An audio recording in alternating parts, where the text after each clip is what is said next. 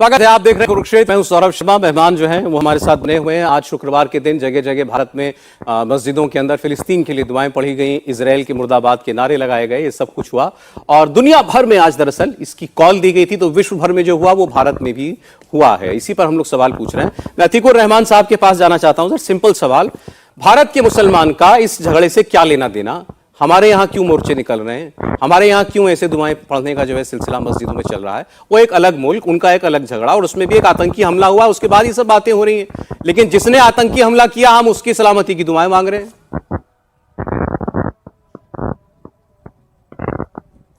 सौरभ जी, मैं आपके इस सवाल का जवाब दूंगा, लेकिन इससे पहले संगीत रागी जी ने इस्लाम के खिलाफ जो भी कहा, वो कोई इस्लाम के धर्मगुरु नहीं है।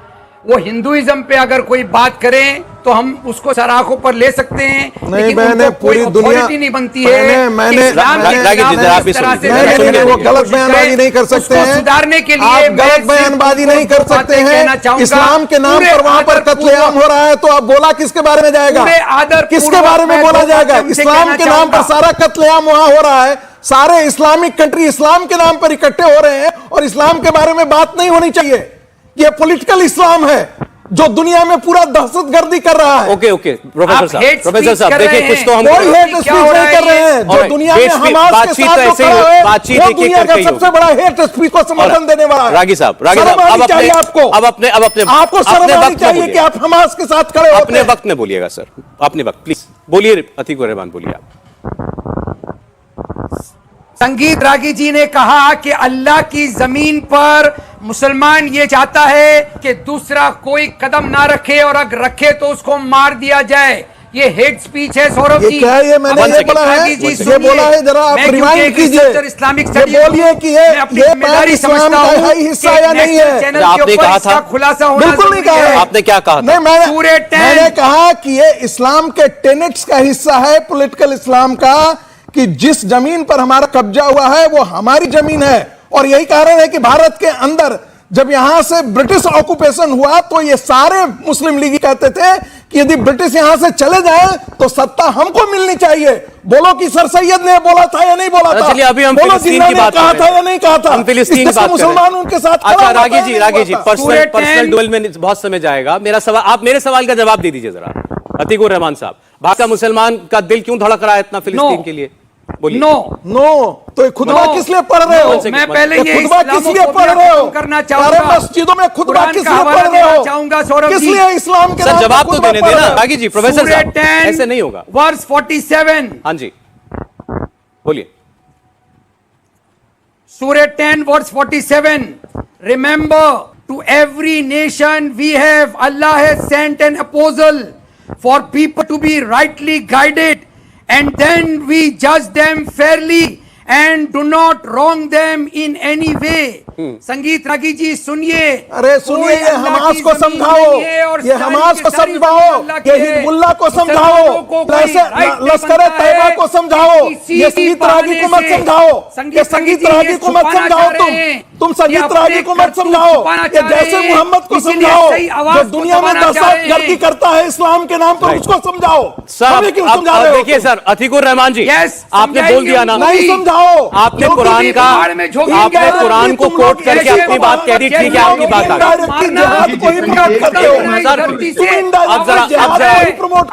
अब जरा मैं आपको कुछ और तस्वीरें दिखा रहा हूँ सर। ऐसे नहीं, आपको मेरी बात पर आना पड़ेगा अतीक साहब। कुछ और तस्वीरें मैं आपको दिखा रहा हूँ। हमको समझा रहे हैं। प्लीज सर, प्लीज शांत थोड़ा सा। जैसे मोहम्मद को समझाओ कि क्यों ऐसा हिंदुस्तान का मुसलमान फिलिस्तीन के लिए दुआएं पढ़ रहा है। ये देखिए, ये हिंदुस्तान में ही, जगह बताएं मुझे कहां पर हुआ, कहां की तस्वीर है ये? यूपी की बस्ती की तस्वीर है। तलवार का बड़ा सा कटआउट लेकर के जो है वो मोर्चा जो है वो निकाला जा रहा है। औरंगजेब की तस्वीर लगा करके जो है महाराष्ट्र के सोलापुर में वहाँ जुलूस निकाला जाता है। और तो और छोड़िए, एर्दुगुल जो तो एक तुर्की हमलावर था, एर्दुगुल के कपड़े पहनकर, वैसी ही ड्रेस पहनकर, घोड़े पर वैसे ही एक जैसे फैंसी ड्रेस का शो होता है वैसे फैंसी ड्रेस का शो निकाला जा रहा है। ये रही उसकी तस्वीर। ये मध्य प्रदेश में हो रहा है। मुसलमानों के अब मेरा सवाल इसी से जुड़ा हुआ था अतीक साहब। इन सब तुर्की का, इजराइल का, इन सबका भारत के मुसलमान से सर क्या लेना देना है, बस इतना समझना चाह रहा हूं मैं। 3-4 बार मैंने आपसे सवाल किया, प्लीज बताएं। यस जी, धन्यवाद सौरभ जी। सौरभ जी, हामिद नोमानी साहब ने जो आपको फिलिस्तीन के बारे में बताया, वो हमारा स्पिरिचुअल रेलेवेंस है उस जगह से, और इसी के तहत ये सारे के सारे जो प्रोटेस्ट हो रहे हैं वो हो रहे हैं इन दी उसके समर्थन में, हमास के समर्थन में नहीं होना चाहिए, पैलेस्टीन के समर्थन में होना चाहिए। अब आप एक बात इसमें ये समझ तो जो आदमी वहां पर जो आदमी लखनऊ के अंदर, जो आदमी लखनऊ के अंदर मस्जिद के बाहर हमास के लीडर का साथ में पोस्टर लेकर के गया, वो गलत है? बिल्कुल गलत है। ठीक, शुक्रिया। इस्माइल हानिया का पोस्टर लगाना बिल्कुल जायज नहीं है। आ रहा हूं मैं शहजाद। हमारा कुछ लेना देना नहीं है हमास से। हमास एक पपेट है वेस्टर्न सोर्सेस का और इजराइल का। एक सेकंड प्लीज, आने दीजिए बोलिए शहजाद का काउंटर पॉइंट है, बोलिए शहजाद, बोलिए। आई रिक्वेस्ट, बहुत अच्छी बात की इन्होंने। अभी तो उन्होंने कहा कि हमास वेस्टर्न क्रिएशन है, और अभी सूरह 10 की भी उन्होंने एक आयत सुनाई। मैं अब अतीकुर रहमान से स्पेसिफिक कैटेगोरिकल चाहता हूं। हमास के 1980 के चार्टर में लिखा है यहूदियों को और इजराइल को रहने का कोई अधिकार नहीं है। क्या ये अन इस्लामिक है? पॉइंट 1, इसको अन इस्लामिक घोषित करेंगे।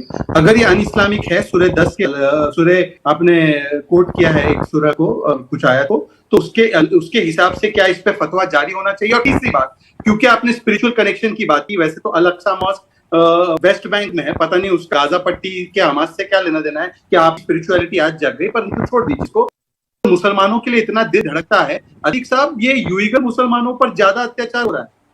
जवाब पर मोहम्मद शहजाद जी जवाब दे रहे हैं वो आपको, बोलिए। उसके लिए आपकी स्पिरिचुअलिटी और मुस्लिम होने का कब जागता है? बोलिए शहजाद, आप भूल जाते हैं। क्या भूल गए शहजाद? आप भूल जाते हैं। मैं फिर से रिपीट कर रहा हूं, 2 बार मैं पहले भी आपको बता चुका हूं, फिर से सुनिए।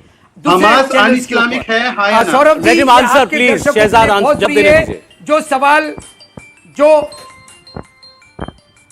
जो सवाल शहजाद भाई ने पूछा है, उसका जवाब आपके दर्शकों के लिए बहुत जरूरी है। शहजाद, उस दिन मैंने आपको बताया था, इस्मा एक, सौरभ जी, रेलेवेंट कॉन्सेप्ट है, कुरानिक कॉन्सेप्ट।